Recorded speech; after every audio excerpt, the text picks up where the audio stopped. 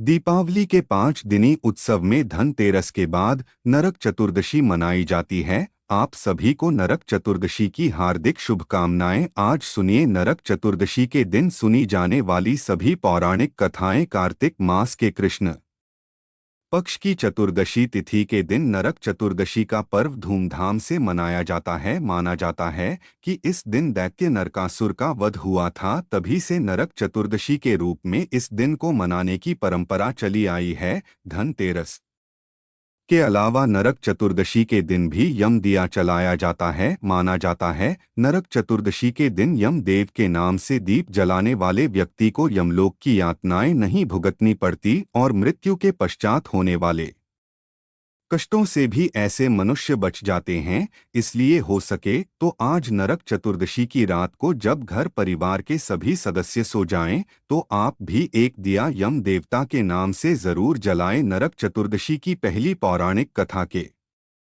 अनुसार नरकासुर को भौमासुर भी कहा जाता है। कृष्ण अपनी 8 पत्नियों के साथ सुखपूर्वक द्वारिका में रह रहे थे। एक दिन स्वर्गलोक के राजा देवराज इंद्र ने आकर उनसे प्रार्थना की कि हे कृष्ण, प्राग ज्योतिष पुर के दैत्य राज भौमा के अत्याचार से देवतागण त्राही त्राही कर रहे हैं। क्रूर भौमासु ने वरुण का छत्र, अदिति के कुंडल और देवताओं की मणि छीन ली है और वह त्रिलोक विजय हो गया है। इंद्र ने कहा, भौमासरंगा रखा है, कृपया आप हमें बचाइए। प्रभु इंद्र की प्रार्थना स्वीकार करके श्री कृष्ण अपनी प्रिय पत्नी सत्यभामा को साथ लेकर गरुड़ पर सवार होकर प्राग ज्योतिष पूम पहले मुर दैत्य सहित मुर के 6 पुत्रों ताम्र, अंतरिक्ष, श्रवण, विभा, वसु, नव, स्वान और अरुण का संहार किया। मुर दैत्य का वध हो जाने का समाचार सुनकर भौमासु अपनी अनेक सेनापतियों और दैत्यों की सेना को साथ लेकर युद्ध के लिए निकला। बमासरंगा इस प्रकार भो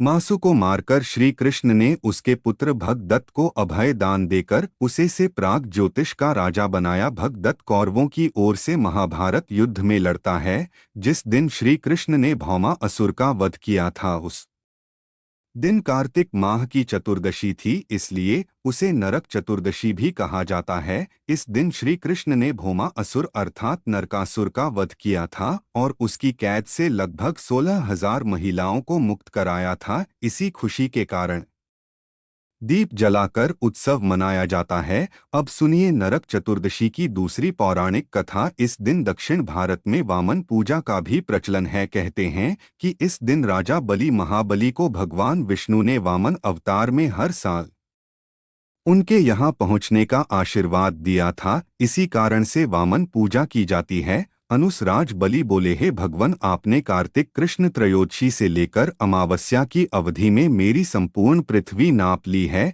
इसलिए जो भी व्यक्ति मेरे राज्य में चतुर्दशी के दिन यमराज के निमित्त दीप दान करेगा, उसे यम यातना नहीं होनी चाहिए। और जो व्यक्ति इन तीनों दिनों में दीपावली का पर्व मनाए, उनके घर को लक्ष्मी जी कभी ना छोड़े, ऐसे वरदान दीजिए। यह प्रार्थना सुनकर भगवान वामन बोले, राजन, ऐसा ही होगा। तथास्तु भगवान वामन द्वारा राजा बलि को दिए इस वरदान के बाद से ही नरक चतुर्दशी के दिन यमराज के निमित्त व्रत पूजन और दीप दान का प्रचलन आरंभ हुआ। नरक चतुर्दशी की तीसरी पौराणिक कथा के अनुसार रतिदेव नामक एक धर्मात्मा राजा थे। उन्होंने अनजाने में भी कोई पाप नहीं किया था। फिर भी जब मृत्यु का समय आया तो यमदूत उन्हें नरक ले जाने के लिए आदम की राजा ने कहा कि आप मुझ पर कृपा करें और बताएं कि मेरे किस अपराध के कारण मुझे नरक जाना पड़ रहा है। यह सुनकर यमदूत ने कहा कि हे राजन, एक बार आपके द्वार से एक ब्राह्मण भूखा लौट गया था, यह उसी पाप कर्म का फल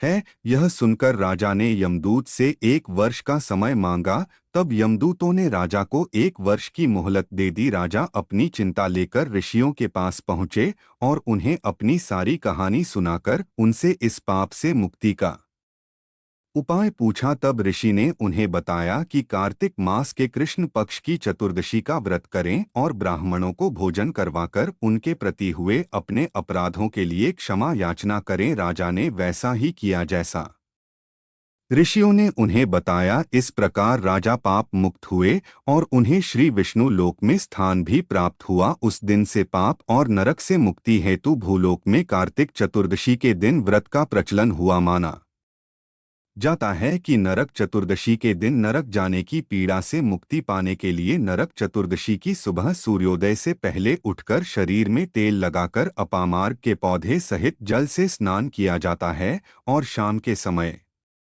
यमराज को प्रसन्न करने के लिए दान भी किया जाता है, जिसे यम दीपक कहते हैं। यम दीपक वैसे तो आप धनतेरस की रात को भी जला सकते हैं। अगर आपने धनतेरस की रात को यह दीपक नहीं जलाया है तो आप नरक चतुर्दशी की रात को इस दिए को जरूर जलाएं। यम दीपक जलाने के लिए आप पुराने दीपक का ही प्रयोग करें। नया दीपक कभी भी यम दिए के लिए प्रयोग नहीं किया जाता। अगर पुराना दीपक ना हो तो फिर आप मिट्टी का या आटे का दिया भी बना सकते।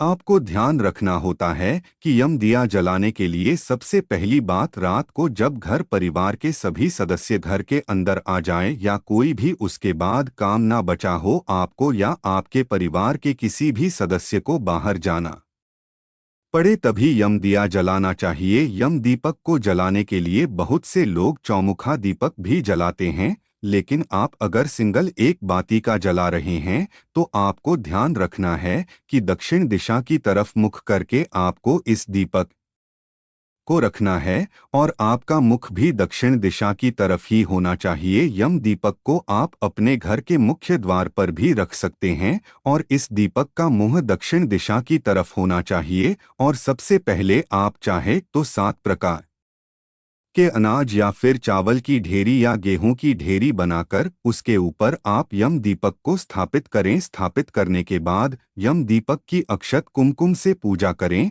और हाथ जोड़कर प्रार्थना करें। यम दीपक के अंदर आप जलाते समय 7 दाने गेहूं के या चावल के भी डालें और एक सिक्का भी आप डाल सकते हैं। अगर आपके पास कौड़िया है तो आप वो भी यम दीपक के अंदर डाल सकते हैं। इस तरह से आप हाथ जोड़कर प्रार्थना करें कि आप और आपके परिवार को यमदेव हर प्रकार से सुरक्षा प्रदान करें। किसी की भी अकाल मृत्यु आपके घर परिवार में या किसी भी रिश्तेदार में ना हो। इसके साथ ही यम दीपक जलाने के बाद घर के आप अंदर आ जाएं। आपको ध्यान यह रखना होता है कि यम दीपक जलाने के बाद वापस पलटक इस दिए को मुड़कर बिल्कुल ना देखें। फिर आप अगले दिन यानी कि जिस दिन आपने दिया जलाया है उस रात के अगले दिन सुबह अंधेरे ही आप उठकर सूर्योदय से पहले उठेंगे और इस दिए को डोट बाहर कहीं भी फेंक देंगे। इसके बाद आपने उसमें जो अनाज डाला है उसे आप चिड़ियों को दे सकते हैं। जो सिक्का डाला है वह आप शनि देवता का जो दान करते हैं तेल का उसके साथ आप डाल सकते हैं। अब देखिए, सबसे पहली बात, जब नरक चतुर्दशी के अगले दिन आप उठेंगे तो नरक चतुर्दशी का जो अगला दिन होता है तो उस दिन दिवाली भी है। तो नरक चतुर्दशी के बारे में एक और मान्यता है कि आप सुबह ब्रह्मा मुहूर्त में उठकर सूर्योदय से पहले उठकर स्नान करें। वैसे तो कार्तिक के महीने में शरीर पर तेल लगाना अजित होता है और ऐसा नियम उन्हीं लोगों के लिए होता है जो पूरे कार्तिक मास की पूजा करते हो, व्रत करते हो, कथा सुनते हो। अगर आप भी कार्तिक मास की पूजा करते हैं, तुलसी जी का पूजन करते हैं तो आप चाहे तो इस नियम को मान सकते हैं। ऐसे में आप अपने शरीर में तेल लगाकर स्नान करें। सादे जल से या गुनगुने पानी से आप स्नान कर सकते हैं। तो आप जब स्नान करेंगे उससे पहले ही यम दिया जो है वह आप उठाकर कहीं भी जहां भी आपको बताया गया है वहां पर आप विसर्जित कर सकते हैं। यम दीपक के नीचे जो आपने चावल या गेहूं रखे हैं आप उन्हें पक्षियों को दाने के रूप में डाल सकते हैं या किसी गाय को या पशु को भी खिला सकते हैं। उम्मीद करता हूँ आपको आज की वीडियो पसंद आई होगी। वीडियो अच्छी लगी हो तो इसे लाइक करके चैनल को ज़रूर सब्सक्राइब करिएगा।